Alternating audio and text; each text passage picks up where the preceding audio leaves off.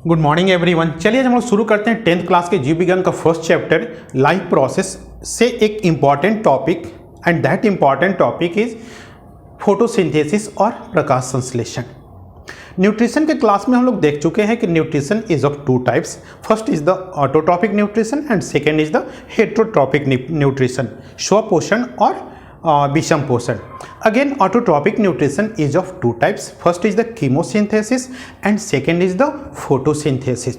आज हम लोग इसी फोटोसिंथेसिस के बारे में पढ़ेंगे। तो फोटोसिंथेसिस जो प्रोसेस है, एक टॉपिक है, केवल 10th क्लास के लिए इम्पॉर्टेंट नहीं, दूसरे कॉम्पिटिटिव एग्जाम के लिए बहुत ही इम्पॉर्टेंट टॉपिक है। और केवल पढ़ाई के ख्याल से ही नहीं, इस पृथ्वी पर जितने भी लिविंग ऑर्गेनिजम्स हैं, all living organisms are directly और indirectly depend upon this process. All living organism for their food directly और indirectly depend upon the process of photosynthesis, है ना। सभी ऑर्गेनिज्म, चाहे वो हर्बीवोरस हो, चाहे वो कार्निवोरस हो, चाहे वो ओमनीवोरस हो, सभी लिविंग बींग्स इसी प्रोसेस पर अपने भोजन के लिए डिपेंड रहते हैं। मान लो हर्बीवोरस तो डायरेक्टली डिपेंड है प्लांट पर, मान लो कोई कार्निवोरस हो और वो बोले कि हम तो मीट पर डिपेंड है, लेकिन वो मीट जिस ऑर्गेनिज्म से आ रहा है वो ऑर्गेनिज्म तो डिपेंड है प्लांट पर। तो हम भी क्या है, वो कार्निवोरस जीव भी है, वो भी इनडायरेक्टली प्लांट पर ही डिपेंड है। और प्लांट अपने भोजन के लिए किस प्रोसेस पर डिपेंड है? फोटोसिंथेसिस पर। तो कहने का मतलब ये है बाबू कि ये जो प्रोसेस फोटोसिंथेसिस है, यदि ये प्रोसेस नहीं होता तो आज इस पृथ्वी पर ये बायोस्फीयर, ये जीव मंडल नहीं होता, है ना। तो इस पृथ्वी पर जीवों को बनाए रखने के लिए ये प्रोसेस जरूरी है ना। तो चलिए हम लोग पढ़ते शुरू करते हैं फोटोसिंथेसिस के बारे में। आपकी सुविधा के लिए क्या किया गया है, इस टॉपिक को 3 क्लास में डिवाइड कर दिया है। आज के क्लास में हम लोग देखेंगे in basic introduction about photosynthesis. Second और थर्ड जो क्लास होगा वो उसमें हम लोग पढ़ेंगे mechanism of photosynthesis. Mechanism of photosynthesis के फर्स्ट क्लास में हम लोग देखेंगे क्या, light reaction, first step of photosynthesis, and second class में हम लोग देखेंगे second step means dark reaction of photosynthesis. ये 2 क्लास होगा किस चीज के लिए, मैकेनिज्म ऑफ फोटोसिंथेसिस के लिए। तो चलिए आज के क्लास में हम लोग देखते हैं क्या फोटोसिंथेसिस किसे कहते हैं। उसके बाद हम लोग देखेंगे what is the literal meaning of photosynthesis, then contribution of different scientist, then what are the raw materials for the process of photosynthesis, then what is the equation, then sides of photosynthesis. उसके बाद देखेंगे from where energy comes from for the process of photosynthesis. उसके बाद देखेंगे occurrence, कौन कौन से organism में ये प्रोसेस होता है। और आगे लास्ट में हम लोग देखेंगे what is the importance of photosynthesis का जीवों के लिए। हमारे जिस पृथ्वी पर जो जीव हैं, जितने भी ऑर्गेनिजम्स हैं, उन जीवों के लिए फोटोसिंथेसिस का क्या महत्व है। तो चलिए हम लोग शुरू करते हैं प्रकाश संश्लेषण। ओके, तो सबसे पहले हम लोग देखते हैं डेफिनेशन ऑफ प्रकाश संश्लेषण या फोटोसिंथेसिस। फर्स्ट हम लोग देखते हैं photosynthesis is a biochemical process. कैसा process? A biochemical process of manufacture organic food from CO2 and H2O with the help of sunlight and chlorophyll. हर एक वर्ड का मीनिंग हमें समझना है, तभी हम लोग बढ़िया से समझेंगे। ये ज्यादा कोई टफ नहीं है, बहुत ईजी है। ये नहीं सोचकर नहीं चलना है कि बहुत टफ प्रोसेस है, एकदम ईजी है। केवल मेरे साथ बने रहिए आप और बिल्कुल समझेंगे। हर एक वर्ड का मीनिंग समझ लेना है और समझ जाएंगे। सबसे पहले हम लोग समझते हैं ए फोटोसिंथेसिस इज ए बायोकेमिकल। अब हमें समझना है कि what is the meaning of biochemical, है ना, है ना। ये क्या, बायोकेमिकल। तो the word biochemical is taken from 2 word. पहला जो है वो क्या है, बायोलॉजिकल, बायोलॉजिकल, और दूसरा क्या है, केमिकल, है ना। तो ये दो वर्ड है, एक है बायोलॉजिकल और दूसरा है केमिकल। जैसे इसमें क्या होता है, H2O और CO2 से आपस में रिएक्ट होकर के, है ना, क्या बनाते हैं, ग्लूकोज बनाते हैं, कार्बोहाइड्रेट बनाते हैं। किन किन ऑर्गेनिक सब्सटेंस का रिएक्शन होता है, CO2 और H2O का रिएक्शन होता है। और ये जो हो रहा है एक केमिकल रिएक्शन हो रहा है। तो ये प्रोसेस क्या हुआ, केमिकल हुआ। यहां पर केमिकल रिएक्शंस हो रहा है, किसका किसका, H2O और CO2 के बीच केमिकल रिएक्शंस हो रहा है, केमिकल रिएक्शंस हो रहे हैं। केवल यही एक रिएक्शन नहीं है कि बहुत सारे स्टेप्स हैं केमिकल रिएक्शंस के, है ना। जैसे फोटोलिसिस ऑफ वाटर, वाटर का टूटना, तो ये प्रोसेस क्या हुआ, केमिकल हो गया। And this chemical reactions takes place in a biological unit and that biological unit is cell, है ना। मतलब ये प्रोसेस जो हो रहा है वो कहां पर हो रहा है, सेल के अंदर हो रहा है। और सेल क्या है, बायोलॉजिकल यूनिट है ना। तो क्या हुआ, ये प्रोसेस बायोलॉजिकल भी हुआ, दूसरा क्या हुआ, केमिकल रिएक्शंस हो रहा है। दोनों प्रोसेस हो रहा है, बायोलॉजिकल भी हो रहा है और केमिकल भी हो रहा है। तो इसीलिए इसको हम लोग कहते हैं biochemical. Chemical reactions takes place inside the cell, इसलिए क्या हुआ, बायोलॉजिकल हुआ। और केमिकल रिएक्शंस तो हो ही रहा, इसलिए क्या है, photosynthesis is a biochemical process. अब किस लिए, of manufacture, manufacture means produce करना, सिंथेसाइज करना, बनाना। क्या बनाना, ऑर्गेनिक फूड, कार्बनिक भोजन, कार्बनिक food from CO2 and H2O, किससे बनाना, कार्बन डाइऑक्साइड और जल से बनाना, with the help of sunlight और क्लोरोफिल। किसकी मदद लेनी है इसमें, सनलाइट का और क्लोरोफिल का।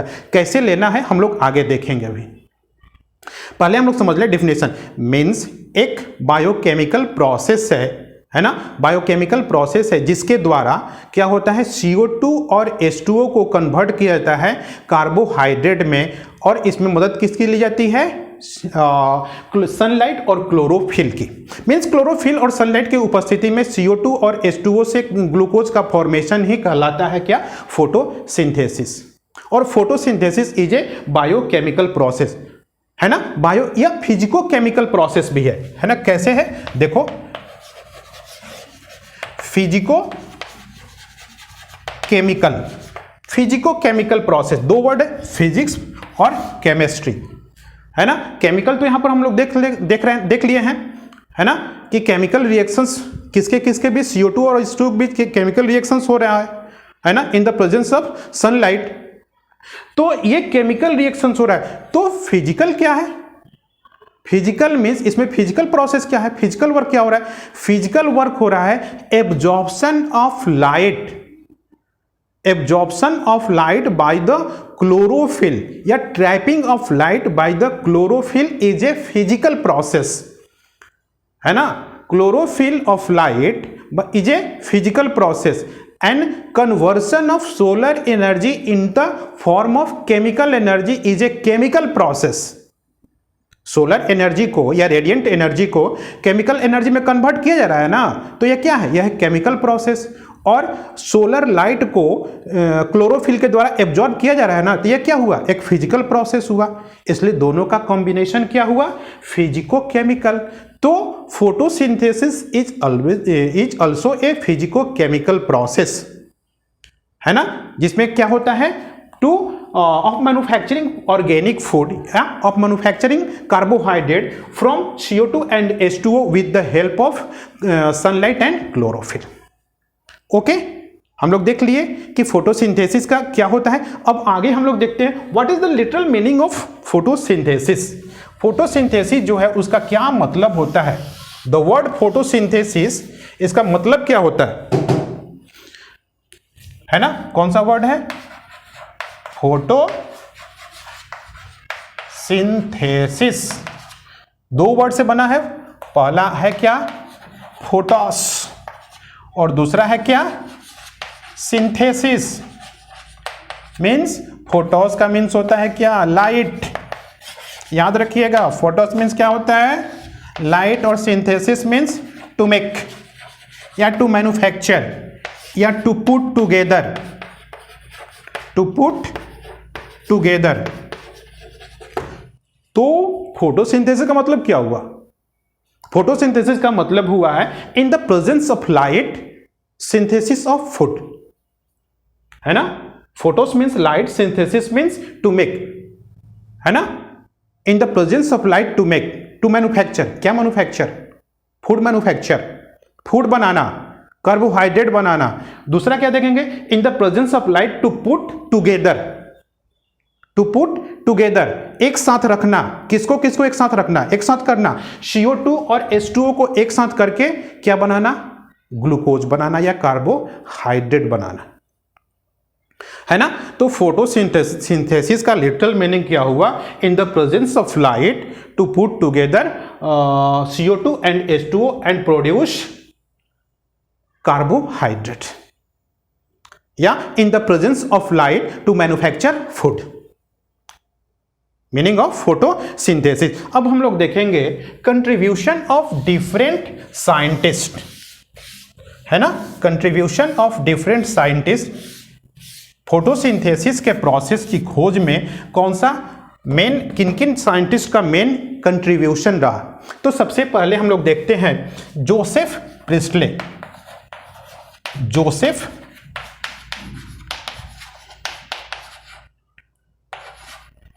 जोसेफ प्रिस्टले साहब, इन्होंने ही सबसे पहले इस बायोकेमिकल रिएक्शंस के बारे में, मीन्स फोटोसिंथेसिस के बारे में बताया कि प्लांट में फोटोसिंथेसिस नाम की एक प्रक्रिया होती है, एक ऐसी प्रक्रिया होती है जिसके द्वारा पौधे अपना भोजन खुद से प्रिपेयर करते हैं, है ना।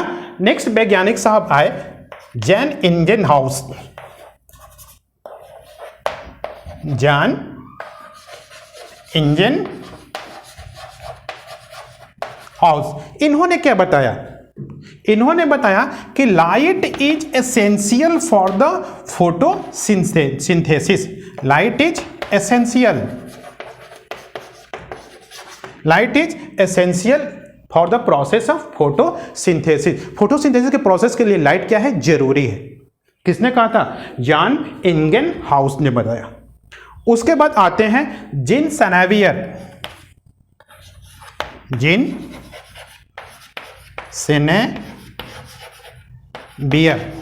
जीन सेनेवियर ने क्या बताया?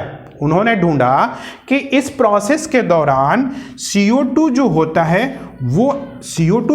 वो एब्जॉर्ब होता है और O2 क्या होता है? रिलीज होता है, एमिट होता है, निकलता है। CO2 गैस जो होता है उसका एब्जॉर्प्शन होता है और O2 का क्या होता है? रिलीज होता है। किसने बताया था? जैन सेनेवियर ने बताया। उसके बाद आए वॉन नील साहब। वॉन नील साहब ने क्या बताया? वॉन नील साहब ने बताया कि during the process of photosynthesis O2 is released and that O2 is comes from the H2O। Means ये जो O2 रिलीज होता है एनवायरमेंट में, ये O2 कहां से आता है? H2O से आता है। लेकिन ये नहीं बताया कि कैसे आता है, लेकिन इतना बताया कि this O2 comes from the H2O। H2O का एब्जॉर्प्शन होता है ना, तो H2O से क्या होता है? O2, CO2 से नहीं, H2O से वाटर, H2O से ऑक्सीजन का रिलीज होता है ना। लेकिन कैसे होता है ये नहीं बताया। इसको बताया किसने? रॉबिन हिल साहब ने। किसने बताया? रॉबिन हिल साहब ने बताया कि during the process of photosynthesis in the presence of light water molecule is break down. Means क्या होता है? फोटोलिसिस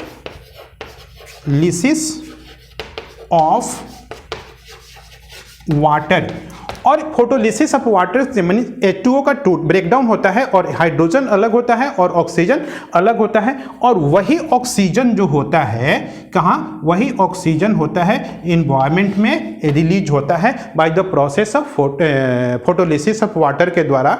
जो O2 अलग होता है H2O मॉलिक्यूल से और वही रिलीज होता है बाई प्रोडक्ट के रूप में। ओके, तो ये सारे वैज्ञानिक लोग थे जिनका मेन कंट्रीब्यूशन था, ठीक है ना, फोटोसिंथेसिस की खोज में। अब आगे हम लोग देखते हैं what are the raw material. ठीक है, ये जो प्रोसेस हो रहा है, फोटोसिंथेसिस का प्रोसेस हो रहा है, मान लो किस चीज का प्रोसेस है? ये फूड बनाने का प्रोसेस है। फूड जब बन रहा है तो इस फूड बनाने के लिए, किसी प्रोडक्ट को बनाने के लिए रॉ मटेरियल चाहिए ना, तो वो रॉ मटेरियल क्या होता है? Raw material first raw material is CO2 and second raw material is H2O।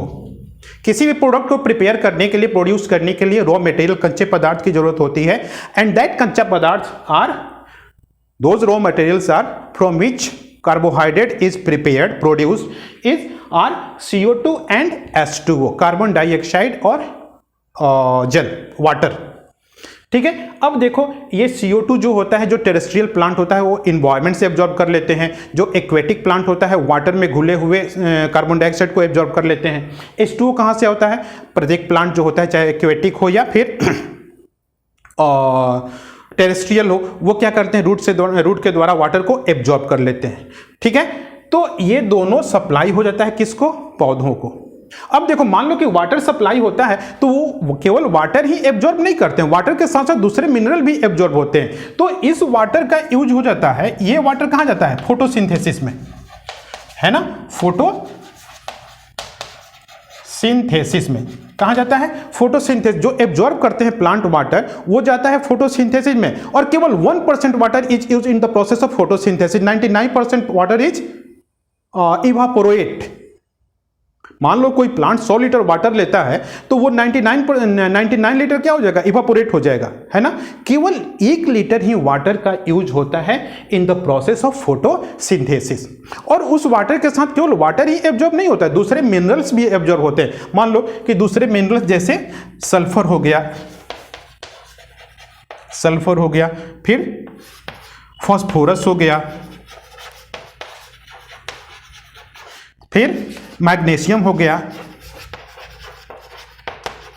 तो वाटर के साथ सॉइल से दूसरे मिनरल्स भी एब्जॉर्ब होते हैं और उनका दूसरे ऑर्गेनिक कंपाउंड बनाने में यूज, जैसे सल्फर का यूज होता है प्रोटीन बनाने में, फास्फोरस का यूज होता है न्यूक्लिक एसिड बनाने में, मैग्नीशियम का यूज होता है क्लोरोफिल बनाने में। तो ऐसे वाटर के साथ दूसरे मिनरल्स भी एब्जॉर्ब होते हैं जिनका अदर कंपोनेंट बनाने में यूज होता है, और वाटर का यूज होता है किस चीज में? In the process of photosynthesis. Okay, अब हम लोग देखते हैं इक्वेशन। क्या है इक्वेशन? ये जो केमिकल रिएक्शंस है, फोटोसिंथेसिस का जो केमिकल रिएक्शंस हो रहा है ना, तो इसका इक्वेशन क्या होता है? ये एग्जाम में आता रहता है ना, इक्वेशन। तो इसका इक्वेशन 6CO2 + 12H2O, ये क्या बनाते हैं? C6H12O6 + 6H2O + 6O2, है ना? 6 मॉलिक्यूल कार्बन डाइऑक्साइड, 6 मॉलिक्यूल्स, और जल के, वाटर के 12 मॉलिक्यूल्स मिल करके एक मॉलिक्यूल्स बनाते हैं ग्लूकोज का, कार्बोहाइड्रेट का, और 6 मॉलिक्यूल बनता है वाटर का, और 6 मॉलिक्यूल बनता है क्या? ऑक्सीजन का, है ना? तो ये इसका एक कंप्लीट इक्वेशन हुआ। अब आगे हम लोग देखते हैं साइट, है ना? मान लो कि कोई चीज दूसरी चीज में कन्वर्ट हो, कोई दो चीज से, जैसे CO2 और H2O। हाँ, फोटोसिंथेसिस क्या है? एक एनाबॉलिक प्रोसेस है ना? एनाबॉलिक समझ रहे हैं ना? एनाबॉलिक प्रोसेस है। क्या हो रहा है इस प्रोसेस के दौरान? क्या हो रहा है? दो सिंपल मॉलिक्यूल्स मिलकर के एक कॉम्प्लेक्स मॉलिक्यूल बना रहे हैं। क्या? CO2 और H2O मिल करके क्या बना रहे हैं?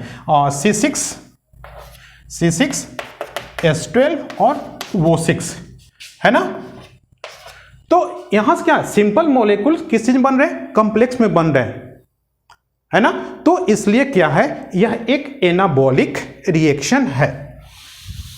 फोटोसिंथेसिस का जो प्रोसेस है वो एक एनाबॉलिक प्रोसेस है। अब हम लोग देखते हैं क्या, व्हाट इज द साइट। मान लो कि CO2 और H2O ये दोनों जा रहे हैं और दोनों जा करके क्या बना रहे हैं? ग्लूकोज बना रहे हैं, है ना? तो कहां पर बना रहे हैं? कौन सी जगह है ऑर्गेनिज्म में या प्लांट में? वो कौन सी जगह है, वो कौन सी फैक्ट्री है जहां पर इसका फॉर्मेशन, इसका CO2 और जल का प्रोडक्शन होता है? CO2 और जल से प्रोड्यूस होता है क्या? कार्बोहाइड्रेट। तो प्लांट का जो मेन मेन पार्ट है साइट्स, है ना। प्लांट में क्या होता है, सबसे इंपॉर्टेंट मेन पार्ट्स होता है क्या, लिव्स। लिप्स में ही क्या होता है, सबसे अधिक क्वांटिटी में फोटोसिंथेसिस का प्रोसेस होता है। और दूसरा जो ऑर्गेन है वो क्या है, ग्रीन स्टेम। ग्रीन स्टेम में कुछ some extent of photosynthesis takes place in the green stem, है ना। लेकिन major quantity of photosynthesis takes place in the leaves, क्योंकि बहुत सारे जो एडेप्टेशन होते हैं फोटोसिंथेसिस के लिए वो लिप्स में पाए जाते हैं। जैसे क्या होता है, एडेप्टेशन फोटोसिंथेसिस को कराने के लिए लिप एडप्ट होता है। जैसे उसका सबसे पहला कि उसका सरफेस एरिया फ्लैटेंड होता है ना। सनलाइट को ट्रैप करने के लिए, सनलाइट को एब्जॉर्ब करने के लिए उसका सरफेस एरिया क्या होता है, बहुत फैला हुआ होता है, जिससे क्या होता है उस पर सनलाइट पड़ता है और क्लोरोफिल क्या होता है उसको ट्रैप करता है। तो फ्लैटेंड सरफेस हो गया पहला एडेप्टेशन। तो क्या हुआ कि पत्ती, जैसे मान लो ये एक लीफ है ना, तो लीफ है तो इसका ये जो सरफेस है क्या है, बिल्कुल फ्लैटेंड है, चपटा है। इस पर क्या होता है, अधिक क्वांटिटी में सनलाइट पड़ेगा और जितना अधिक क्वांटिटी में सनलाइट पड़ेगा उतना ही अधिक क्वांटिटी में रेट होगा क्या, फोटोसिंथेसिस का रेट होगा। दूसरा एडेप्टेशन क्या है, अधिक मात्रा में, अधिक क्वांटिटी में स्टोमाटा, है ना। क्या फोटोसिंथेसिस के प्रोसेस के लिए क्या चाहिए, CO2 चाहिए, इन्वायरमेंट से CO2 चाहिए और फिर इन्वायरमेंट को O2 रिलीज भी करना है। तो इस रिलीज के लिए, इस एक्सचेंज के लिए क्या होना चाहिए, और ये एक्सचेंज किसके द्वारा होता है, स्टोमाटा के लिए होता है। तो लिप में क्या होता है, अधिक क्वांटिटी में स्टोमाटा मौजूद रहता है ना, जिससे CO2 का एब्जॉर्प्शन होता है और O2 का रिलीज होता है। दूसरा क्या होता है, फोटोसिंथेसिस के प्रोसेस को करने के लिए वाटर चाहिए, वाटर सप्लाई होना चाहिए तभी ना होगा, क्योंकि water is the raw material, है ना। तो वाटर सप्लाई के लिए अधिक क्वांटिटी में वैस्कुलर बंडल्स होते हैं। लिप में क्या होते हैं, वैस्कुलर बंडल होते हैं, है ना। तो वैस्कुलर बंडल क्या करते हैं, जड़ से रूट से एब्जॉर्ब करते हैं वाटर को और लिप तक पहुंचाते हैं, और फिर वो लिप में जो फूड प्रोड्यूस होता है उस फूड को अदर पार्ट्स को, प्लांट के अदर पार्ट्स को पहुंचाते हैं। तो इस ट्रांसपोर्टेशन के लिए, वाटर और फूड के ट्रांसपोर्टेशन के लिए अधिक क्वांटिटी में वैस्कुलर बंडल्स होते हैं। इसलिए क्या होता है, लिप एडप्ट है for the process of photosynthesis. Okay, अब देखते हैं लिप में कहां पर होता है ना। लिप में तो होता है, समझ गए। तो लिप में यदि हम लिप्स का ट्रांसवर्स सेक्शन काटते हैं ना, कोई लिप को यदि हम लोग ऐसे काटते हैं तो सबसे जो आउटर लेयर होता है वो किसका होता है, क्यूटिकल का होता है ना। दूसरा जो लेयर होता है वो किसका होता है, एपिडर्मिस का होता है। तो यहां पर भी नहीं होता है, न क्यूटिकल में फोटोसिंथेसिस होता है, न एपिडर्मिस में फोटोसिंथेसिस। अगला जो लेयर है वो किसका है, मेजोफिल सेल। अगला जो लेयर होता है वो मेजोफिल सेल का लेयर होता है, और इसी मेजोफिल सेल में क्या होते हैं, क्लोरोप्लास्ट होते हैं। And chloroplast is the site for photosynthesis. Chloroplast is a cell organelle which is present in the mesophyll cell. ठीक है, मेजोफिल सेल में क्या होते हैं, क्लोरोप्लास्ट कोशिका अंगक होते हैं, जिनके अंदर में फोटोसिंथेसिस की प्रोसेस संपन्न की जाती है। अब हम लोग थोड़ा समझते हैं कि इसका स्ट्रक्चर कैसा होता है।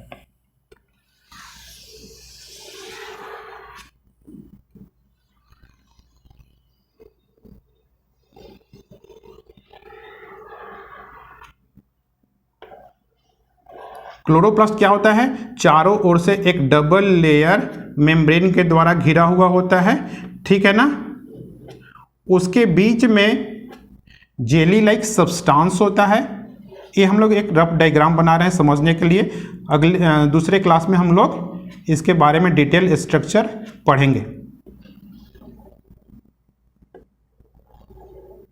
ठीक है। चारों ओर से घिरा हुआ एक cell, double layer, double membranous layer के द्वारा घिरा हुआ एक सेल ऑर्गेनेल्स है। इसके चारों तरफ जो खाली जगह होता है उसमें जेली लाइक सब्सटेंस होते हैं, और इस जेली लाइक सब्सटेंस को हम लोग कहते हैं क्या, स्ट्रोमा। STROMA, ठीक है ना। इसमें बीच बीच में, एस्ट्रोमा में बीच बीच में क्या होते हैं, गोल स्ट्रक्चर, जस्ट लाइक क्वाइन, ऐसे गोल गोल स्ट्रक्चर क्या होते हैं, एक के ऊपर एक अरेंज रहते हैं, ठीक है ना। तो इस ग्रुप को, है ना, स्टैक ऑफ क्वाइंस को हम लोग क्या कहते हैं, ग्रेना। क्या कहते हैं, ग्रेना। ग्रेना। और इसके एक यूनिट को, ग्रेना के एक यूनिट को हम लोग कहते हैं थाइलाक्वाड। थाइलाक्वाड मीन्स ये जो एक यूनिट है, ग्रेना का एक यूनिट है, that unit is known as the thylakoid. और दो ग्रेना एक मेम्ब्रेन, पतले, ठीक है ना, थिन मेम्ब्रेन लाइक स्ट्रक्चर से अटैच रहते हैं, जुड़े हुए रहते हैं, जिसको हम लोग कहते हैं एस्ट्रोमा लैमेली। एस्ट्रोमा लैमेली। एस्ट्रोमा लैमेली क्या करता है, एस्ट्रोमा में मौजूद दो ग्रेना को एक दूसरे से कनेक्ट करता है। अब देखो यहां पर हम आ जाते हैं, एक थाइलाक्वाड को, यहां से एक थाइलाक्वाड को बाहर निकालते हैं, है ना। इस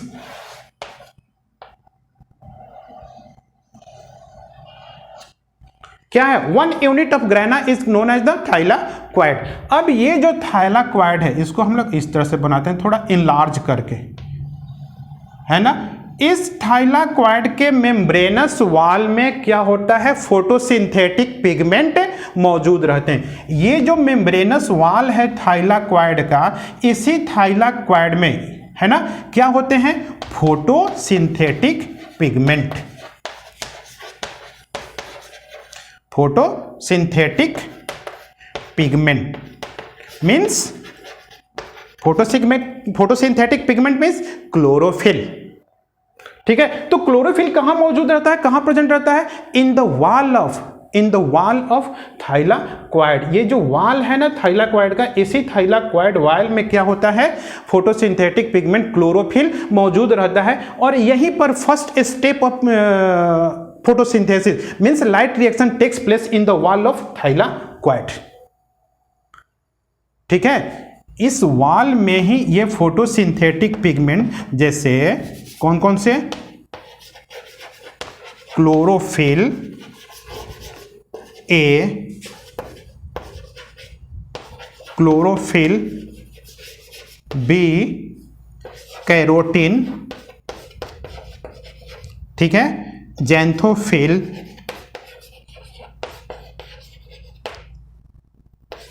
ज़ैंथोफिल, ये सारे क्या होते हैं, फोटोसिंथेटिक पिगमेंट मौजूद रहते हैं कहां पर, इसी थाइलाक्वाड के वॉल में, मेम्ब्रेनस जो वॉल होता है उसी में मौजूद रहते हैं। तो इसमें से ये क्लोरोफिल भी, कैरोटीन और ज़ैंथोफिल जो होते हैं वो एक्सेसरी पिगमेंट होते हैं। कौन से पिगमेंट, एक्सेसरी, है ना, एक्सेसरी पिगमेंट होते हैं। और जो मेन पिगमेंट होता है, फोटोसिंथेटिक पिगमेंट होता है, that is the chlorophyll A. Chlorophyll A जो होता है मेन फोटोसिंथेटिक पिगमेंट। आगे कब क्यों होता है ऐसा, क्यों हम लोग कहते हैं इसको, हम लोग जब मैकेनिज्म ऑफ फोटोसिंथेसिस पढ़ेंगे ना तो उसमें हम लोग देखेंगे क्यों ये मेन फोटोसिंथेटिक पिगमेंट है और क्यों ये तीनों जो क्लोरोफिल बी है, कैरोटीन है और ज़ैंथोफिल जो है एक्सेसरी पिगमेंट है, ठीक है। तो ये तो हम लोग समझ गए कि फोटोसिंथेसिस कहां पर होता है, यहां इसी वॉल में, first step. And second step is the dark reaction. Dark reaction takes place in the stroma of chloroplast. Chloroplast के स्ट्रोमा में सेकेंड स्टेप होता है। Second step means dark reaction, और यहां पर क्या होता है, फर्स्ट स्टेप।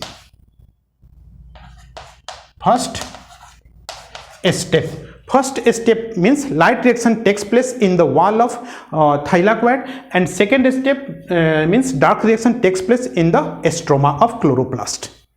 ओके, तो अब आप लोग समझ गए कि साइट कहां पर ये फोटोसिंथेसिस की प्रोसेस होती है। आगे हम लोग देखते हैं एनर्जी, है ना। एनर्जी कहां से आता है, फोटोसिंथेसिस जो प्रोसेस है वह एक एंडोथर्मिक रिएक्शन है, एंडोथर्मिक प्रोसेस है। एंडोथर्मिक मीन्स होता है कुछ ऐसे रिएक्शंस होते हैं जिनको परफॉर्म कराने के लिए जो एनर्जी को एब्जॉर्ब करते हैं, है ना, एनर्जी। क्यों एनर्जी? क्योंकि यह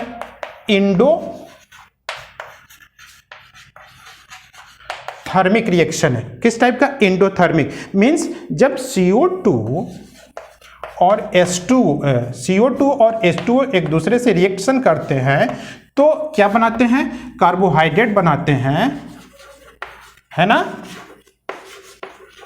कार्बोहाइड्रेट बनाते हैं। तो उसको, इस रिएक्शंस को पूरा करने के लिए सम कंटेंट्स ऑफ एनर्जी उसको जरूरत पड़ती है। At that energy comes from the solar light या सन लाइट। सनलाइट में क्या होता है ना, फोटॉन्स के मॉलिक्यूल्स होते हैं। फोटॉन्स के मॉलिक्यूल्स में क्या होते हैं? एनर्जी होता है, और वही उसी एनर्जी का यूज होता है इस रिएक्शंस में।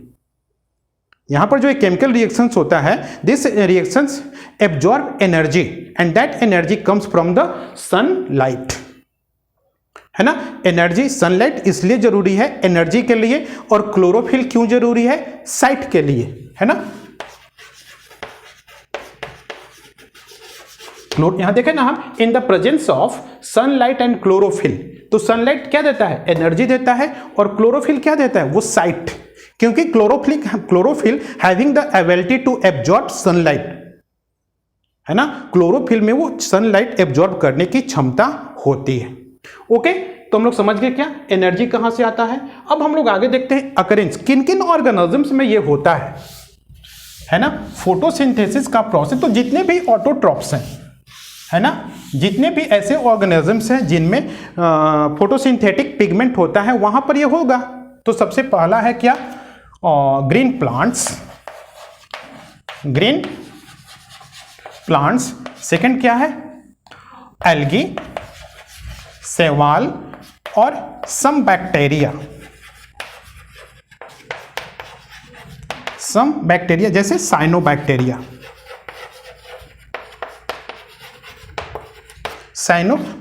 यहां पर इन सब में क्या होता है? फोटोसिंथेसिस का प्रोसेस होता है। ओके, अब हम लोग देखते हैं what are the main importance of photosynthesis. Photosynthesis का प्रोसेस का क्या महत्व है, किसके लिए? For the all living organisms, हम सबके लिए, और सारे लिविंग बींग्स जो इस पृथ्वी पर मौजूद हैं उसके लिए क्या इंपॉर्टेंस है। तो इंपॉर्टेंस का मतलब इतना ही आप समझ जाओ कि बगैर photosynthesis the life can't be exist on this earth. कोई भी जीव इस पृथ्वी पर नहीं रह सकता है, जीवन नहीं रह सकती है। ठीक है, तो सबसे पहला तो मेन है क्या? टू मेक फूड बनाने में किसका मेन योगदान है? फोटोसिंथेसिस का। मतलब एनुअली ऐसा देखा गया है कि लगभग 170 million tons of food are prepared by the process of photosynthesis. 170 million tons food are prepared by the process of photosynthesis, in which 90%, जिसमें से 90% कहां होता है? 90% foods are prepared in the ocean. 90% जो होता है वो ओशन में होता है, समुद्र में होता है ना। तो सबसे पहला इंपॉर्टेंस है, जीवों के लिए जो फूड बनता है इसी प्रोसेस के द्वारा बनता है। ठीक है, second importance is the balance of CO2 and O2 in the environment।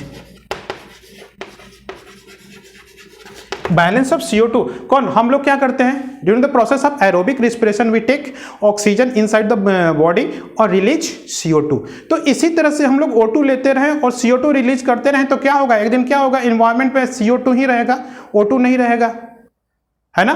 तो हम लोग फिर क्या कर सकते हैं? रेस्पिरेशन, श्वसन की क्रिया कर सकते हैं? नहीं कर सकते। तो इसको कौन करता है? फिर सप्लाई, ऑक्सीजन की सप्लाई कौन, किस प्रोसेस के द्वारा होती है?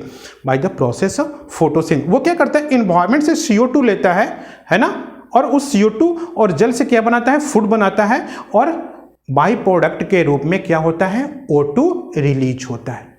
तो फिर से फिर से CO2 चला गया, CO2 का यूज हो गया और O2 फिर से आ गया, तो फिर से सप्लाई हो गया ऑक्सीजन का। तो क्या हो रहा है, एनवायरनमेंट में फोटोसिंथेसिस के प्रोसेस के द्वारा CO2 और O2 का बैलेंस हो रहा है। तो ये कुछ इंपॉर्टेंस है, कुछ मेन इंपॉर्टेंस है किसका, इस प्रोसेस का, फोटोसिंथेसिस का। ओके, अगली क्लास में हम लोग देखेंगे mechanism of photosynthesis. Okay, thanks.